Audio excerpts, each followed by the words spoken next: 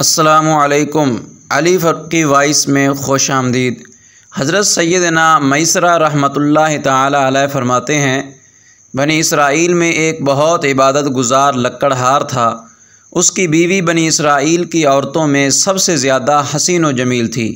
دونوں میاں بیوی ہنسی خوشی زندگی گزار رہے تھے۔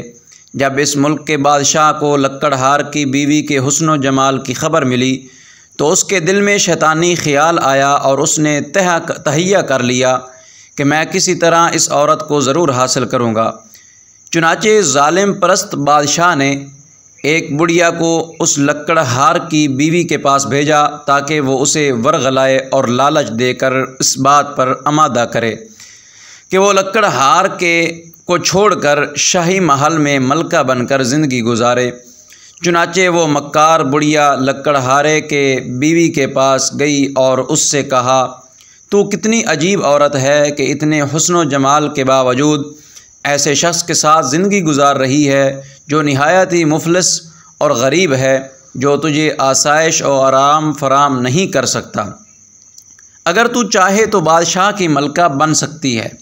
بادشاہ نے پیغام بھیجا ہے کہ اگر تو لکڑہارے کی چھوڑ دے گی تو میں تجھے اس جھونپڑی سے نکال کر اپنے محل کی زینت بناؤں گا، تجھے ہیرے جواہرات سے آراستہ پیراستہ کر دوں گا، تیرے لیے ریشم اور عمدہ کپڑوں کا لباس ہوگا، ہر وقت تیری خدمت کے لیے کنیزیں اور خدام ہاتھ باندھے کھڑے ہوں گے اور تجھے اعلیٰ درجے کے بستر اور تمام سہولتیں مل جائیں گی۔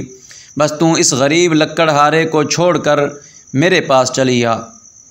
جب اس عورت نے یہ باتیں سنی تو لالچ میں آ گئی اور اس کی نظروں میں بلند و بالا محلات اور اس کی آسائشیں گھومنے لگیں۔ چنانچہ اس نے لکڑہارے سے بے رخی اختیار کر لی اور ہر وقت اس سے ناراض رہنے لگی۔ جب اس نیک شخص نے محسوس کیا کہ یہ مجھ سے بے رخی اختیار کر رہی ہے تو اس نے پوچھا، اے اللہ عز و جل کی بندی، تم نے یہ رویہ کیوں اختیار کر لیا ہے؟ یہ سن کر اس لالچی عورت نے مزید سخت رویہ اختیار کر لیا۔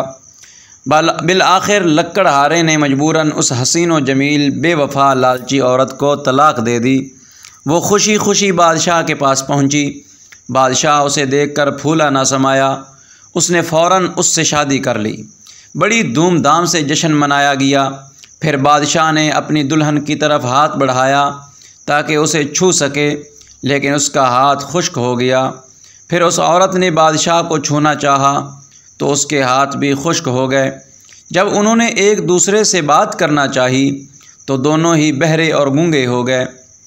جب یہ خبر اس دور کے نبی علیہ السلام کو پہنچی تو انہوں نے اللہ کی بارگاہ میں ان دونوں کے بارے میں عرض کی تو بارگاہ خداوندی عز و جل سے ارشاد ہوا، میں ہرگز ان دونوں کو معاف نہیں کروں گا۔